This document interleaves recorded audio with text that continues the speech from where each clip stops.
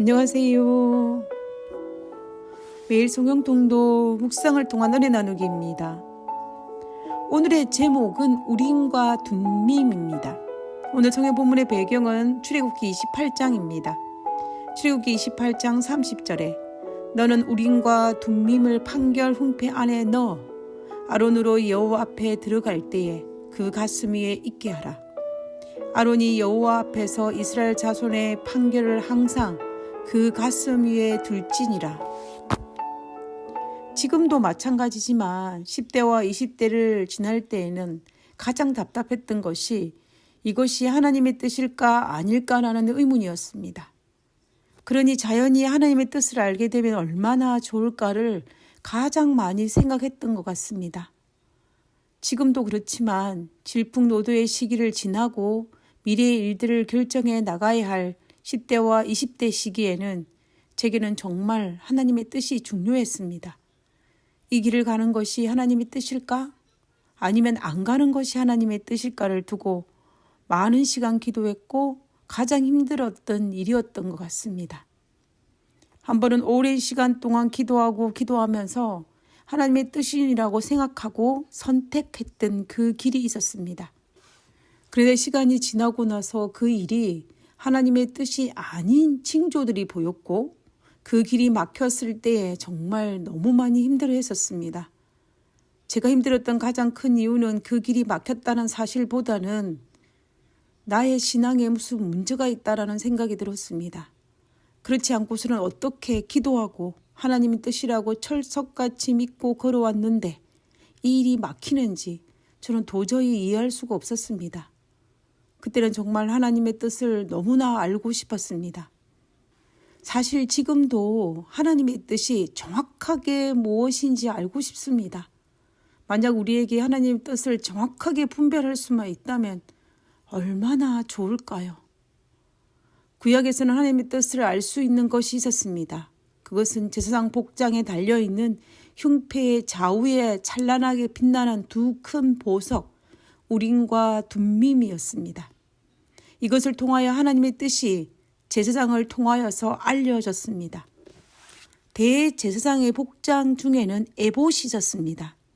에봇의 복장 중에 가슴에 다는 이스라엘의 12아들의 이름이 새겨진 12보석을 단 판결 흉패가 있었습니다. 이 안에 우림과 둠밈을 판결 흉패 안에 넣었습니다. 그래서 겉으로는 우림과 둠밈은 판결 흉패에 가려져서 보이지 않았습니다. 그런데 여호와 앞에 결정을 구하는 문제가 제출되었을 때, 다시 말하면 하나님의 뜻이 무엇인지를 알기를 구했을 때에 우림이 빛을 바람으로 판결 흉패의 12보석 중에서 오른쪽에 있는 보석 주변에 빛이 나면 그것은 하나님께서 동의 혹은 승인하는 것이었고, 왼쪽에 있는 둠밈이 구름을 만듦으로 판결 흉패의 12보석 중에 왼쪽에 있는 보석 주변에 구름이 둘러싸이면 그것은 하나님께서 거부 혹은 불찬성의 증거였습니다. 우리가 성경에 기록된 인물 중에 가장 많이 우림과 둠밈을 통하여서 하나님의 뜻을 분별한 사람이 있는데 그가 바로 다윗이었습니다. 우리가 다윗이 사울을 피하여 도망하는 과정 중에 다윗은 많은 경우에 여호와께 묻는 것이 기록되어 있고 그때마다 하나님께서 응답하시는 장면이 같이 기록되어 있습니다. 사실 저는 오랫동안 얼마나 다윗이 영적인 사람이었으면 매번 하나님께 기도하면 바로 응답을 받고 그 응답대로 행동하는 모습을 보며 참으로 부러워하는 마음과 존경하는 마음으로 바라보곤 하였습니다. 물론 다윗이 영적인 사람이었기 때문에 하나님께 뜻을 구할 수 있었고 또 그 뜻에 순종할 수 있었던 것은 사실입니다. 그런데 다윗이 하나님의 뜻을 알기 위해 사용한 것은 기도가 아니라 바로 이 우림과 둠밈을 통해서 알았다라는 것입니다. 다윗이 사울을 피해 도망다녔던 초기에 다윗이 피실에 간 곳은 그 당시 대제사장 아히멜렉이 살고 있었던 놉당이었습니다. 이때에 사울의 잘못된 판단으로 대제사장뿐만 아니라 노베에 있는 제사장들을 몰살시킨 사건이 있었습니다. 그때 유일하게 살아남았던 대제사장 아히멜렉의 아들이었던 아비아달이 우림과 둔딤이 들어있는 에봇을 가지고 다윗에게로 피신을 갔었습니다. 그래서 다윗은 어디로 가야 할지, 전쟁을 해야 할지 말아야 할지 매사의 모든 것을 우림과 둔딤을 통해서 여쭐 수가 있었고 그로 말미암아 하나님의 뜻을 알 수가 있었습니다. 그것을 가장 잘 나타내는 성경 부분은 사무엘상 30장 7절과 8절입니다. 7절에 보면 다윗이 아히멜렉의 아들 제사장 아비아달에게 이르되 청컨대 에봇을 내게로 가져오라. 아비아달이 에봇을 다윗에게로 가져오매 8절에 다윗이 여호와께 묻자와 가로되 내가 이 군대를 쫓아가며 미치겠나이까. 여호와께서 대답하시되 쫓아가라. 내가 반드시 미치고 정령도로 찾으리라고 기록되어 있습니다. 이 본문에서처럼 다윗은 대제사장의 복장에 있는 우림과 둔림을 통해서 하나님의 뜻을 분별하였고 그 뜻을 따라 행하였던 것이었습니다. 이것 외에도 수많은 경우에 성경은 단순히 다윗이 여호와께 묻자와라고 기록되어 있지만 거의 모든 경우에 우림과 둔림을 통하여서 하나님의 뜻을 발견한 것을 우리는 미루어 짐작할 수가 있습니다. 반면에 사울은 아히멜렉과 제사장을 죽임으로 에봇이 없어짐으로 말미암아 하나님의 뜻을 알 수가 없었습니다.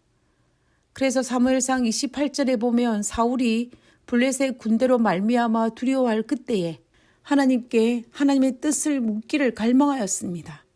그러나 6절에 보면 하나님께서 꿈으로도 우림으로도 선지자라도 자신에게 말씀하여 주시지 않는다라고 한탄한 부분이 있습니다. 어쩌면 당연한 결과일 것입니다. 사울에게는 우림과 둔딤이 없었기 때문에 하나님의 뜻을 알 수가 없었습니다. 다윗은 하나님의 뜻을 알았기에 불안한 도망자의 상황이었지만 마음은 불안하지 않았을 것입니다. 그러나 반면에 사울은 하나님의 뜻을 알 수 없었기 때문에 권력을 가진 왕이었지만 항상 불안했을 수밖에 없었습니다. 하나님의 뜻을 아는 것은 이처럼 정말 중요합니다. 그러나 오늘날은 우림과 둔딤은 더 이상 빛을 발하지 않습니다. 역사학자 요세푸스는 만연한 죄악 때문에 2세기 전에 광채가 사라졌다라고 기록하고 있습니다. 그러면 우리는 어떻게 하나님의 뜻을 분별할 수 있을까요? 그것은 말씀입니다. 우리가 마음의 문을 열고 말씀을 깊이 연구하고 묵상하여 우리가 할 수 있는 가능한 모든 것들을 하나님 말씀과 일치되어 살아간다며 그것은 하나님의 뜻을 분별하면서 살 수 있는 비결일 것입니다. 죄악이 만연한 이 세상에서 한 줄기 빛으로 우리가 하나님의 뜻을 분별할 수 있는 말씀을 깊이 묵상해야 할 것이며 말씀을 순종해야 할 것이며 말씀대로 살고자 결심해야 할 것이며 말씀대로 살아가고자 노력해야 할 것입니다. 왜냐하면 이 말씀이 바로 하나님의 뜻이기 때문입니다. 하늘에 계신 저희들의 아버지, 저희들에게 하나님의 말씀을 통하여서 하나님의 뜻을 알 수 있도록 도와주셔서 감사를 드립니다. 이 혼탁한 세상에 비록 우림과 둔림은 없을지라도 말씀을 통하여서 하나님의 뜻을 분별하며 살아가게 하여 주시옵소서. 거룩하신 예수님의 이름으로 기도드렸습니다. 아멘.